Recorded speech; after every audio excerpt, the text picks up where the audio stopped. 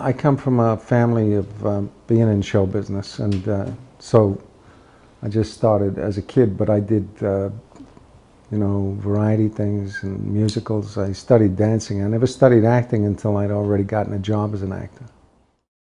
Christopher Walken is an actor that from his Academy Award performance in Deer Hunter, he was so magnificent, and to just recently Steven Spielberg's Catch Me If You Can has brought a unique presence to the screen, really unique.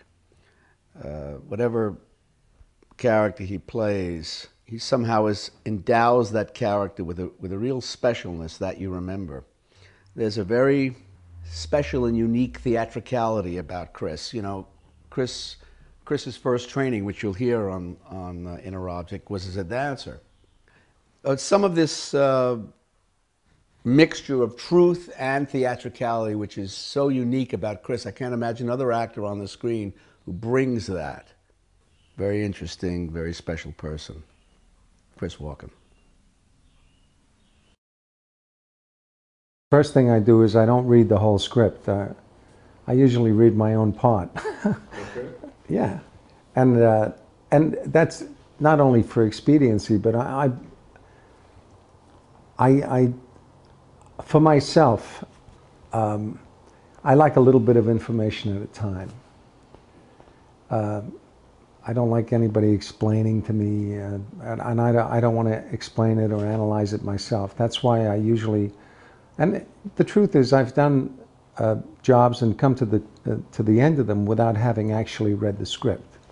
Because there's something particularly in movies where you find out about it as you go along. You know, I don't know, somebody has said that you can tell whether a movie's good by watching, any given few minutes of it. And that, I wouldn't want to, have to live by that, but I think that there's something to that, in the same way that you can tell a lot about a person just from being with them for a few minutes. The idea of researching a character and doing this amazing transformation. And certainly it can be done. We've seen that. And it's like a miracle to see certain actors go from one thing to another. But I tried. I remember I had to play somebody who'd been hospitalized, and this when I was starting, and I remember going down to the Veterans Hospital in New York on the East Side and following people around, like for blocks, and taking notes. And I really didn't know what I was doing. I was like, but I did it because I thought I had to, and I just, it's like, I'm never going to be a great baseball player. I'm never going to be able to play the piano. I'm never going to be a rocket scientist, So I figured just drop that and get to the point, And I must say that since then I've never tried to do that. Every part I play, basically to me it's a question of, how would I say that? As Chris.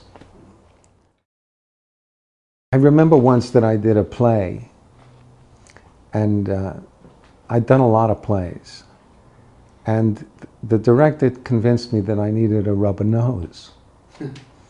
So they had a rubber nose made for me.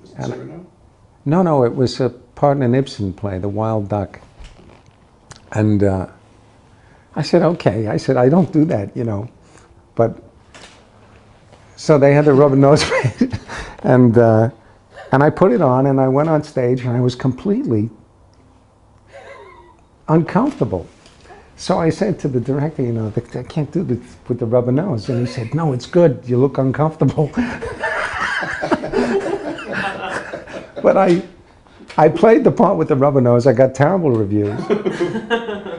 And I never did that again.